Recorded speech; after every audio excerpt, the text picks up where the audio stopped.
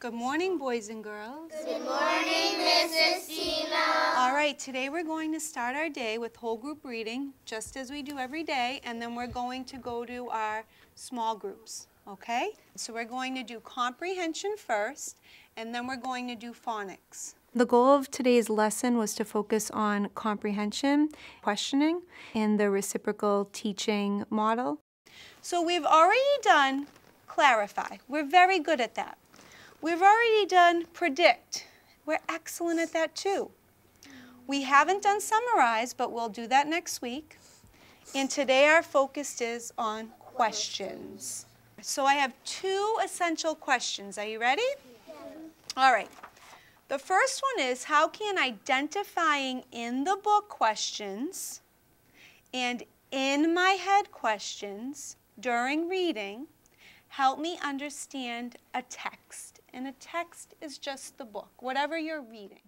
And how can creating my own in-the-book questions and in my head questions when reading help me understand a text? And the purpose of the whole group lesson is to introduce the entire class to the skills, the essential questions, and the target skills. And then when we go to small groups, students get what they need based off of whole group. So our phonics skill last week was what, Angelina? What is it? AW, excellent job. And what does AW say? Would you like to come up here, Carla, and tell us what AW says and why? Come on up. AW says awful. All right, let's do it. Awful. This week's skill is a long vowel sounds. Long vowel patterns, and I put this up here just as a review. Ost, we have most, host, old, told, sold, cold. Effective literacy instruction needs to be planned out and managed well before you do it. Yellow group, you may go ahead back. The graphic organizer I used was a PowerPoint that basically put the children in their groups and was color-coded so they knew exactly which group they were in.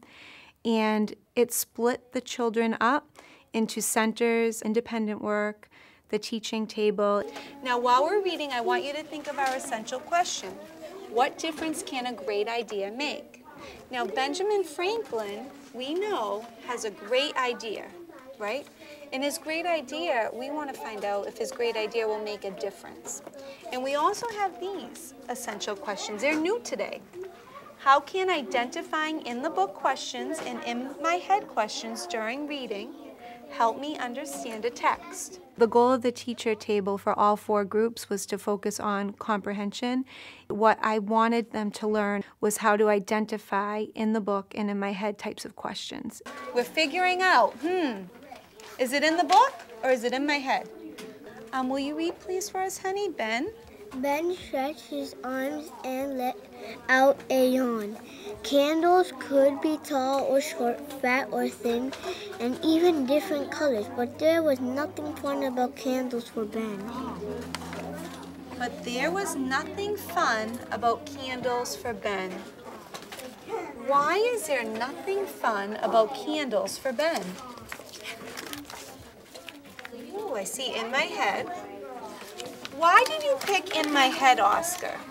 I picked in my head because it wasn't in the book. It wasn't in the book. It doesn't tell us why he doesn't think it's fun. So we have to use our head. So I'm going to let you make a question, and you have to decide if it's in the book or in my head, and then we're going to put it on our T-chart. All right, Andrew, what's your question? Will you read it to me? Oh, please. Why do they make hasty pudding? Why do they make hasty pudding? Is it in the book or in the head? Christina, I have in my head. So the book doesn't tell you why? You have to use your... Good job. We're going to come back to this tomorrow, and you're going to answer these. I'm not doing anything. Oh, Monday. I'm not doing anything. You're going to answer your own questions. Sound good? All right, so Andrew, will you go press the... Work is differentiated in all the stations based on what students need. There are groups of students who do go to the Fluency Center, while others have to do more of an independent type of work or do something like the memory game, so they're focusing on phonics.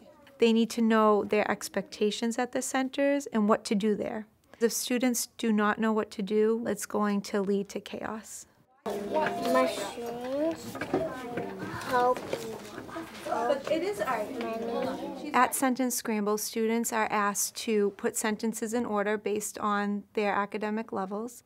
These sentences are from a previous week's lesson and skills that they've already been taught, and they put those sentences in order and also use an answer key to check their understanding. Machines help us do many things there. Well, he needed to. The Fluency Center has stories based on previously taught phonics skills and high-frequency words that the students have seen. They have Ben Franklin to thank. You skipped this line. I didn't hear you say this. I did. I'm going to be model when I grow up, so. Buddy reading is set up so that each student has a book that's based on their level. Students are more on task when they're working in a pair. Many people use fireplaces. The independent work for this week was based on the comprehension skill. Students had to look for in the book and in my head questions while also locating the phonics skill. Go ahead and get your book, Anna. We're going to start with our CVC blending, and we're very good at this. We're going to take a minute. Remember that if you can do it in your head, you do it in your head. Based on the achievement levels of my other group, I chose to start the lesson with a phonics review so that they could make a connection from the previous lessons taught this week. That's Great. Christopher? fat. Okay, so we're going to be working on our long vowel sounds. And we say the vowel's name, right? Ost. Okay. Old. Ild. Eind. So I'm going to say one, and I want you to tell me who you hear. Malik. Ost. No, just listen. Just listen. What superstar do you hear in Ost? We're going to be identifying in the book questions and in my head questions with a different book. We're not going to be using Benjamin Franklin. We're going to be using a book that we know, Old Joe. And in Old Joe, we have, look, all our long vowel patterns. So when you see them in this book, you should be all set. We've read this book, so now we're going to work on questions.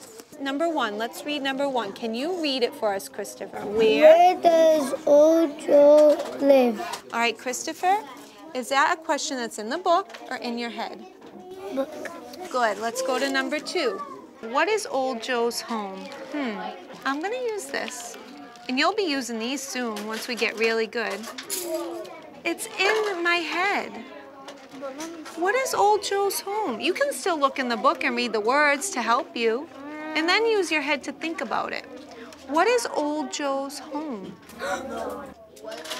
Nest. A nest? It's a nest. Look at it. The best thing about small group instruction is that I'm able to meet the needs of all students. I can actually use the time and focus on them individually. And they also get extra practice time when they're not with me. So then when they come to me, they're ready to learn. All right, we just did all our centers. Now, I know we work on essential questions a lot, and we can't forget the one that we've been working on for a couple weeks now for our whole unit. What difference can a great idea make? You don't want to forget about that when we're reading. Essential questions for today: how can identifying in the book and in my head questions during reading help me understand a text? All the groups got to do this part. Some of us used Old Joe, and some of us used Benjamin Franklin. The second essential question, which we all didn't get to do today, is how can creating means making, my own in-the-book questions and in my head questions when reading help me understand a text. Now, since you all didn't get to do that part today, I brought the blue groups work up. and they did a T-chart, and they actually created. Everyone else identified except the blue group, they created. But by the end of next week, or even the week after, hopefully, everybody will be able to create.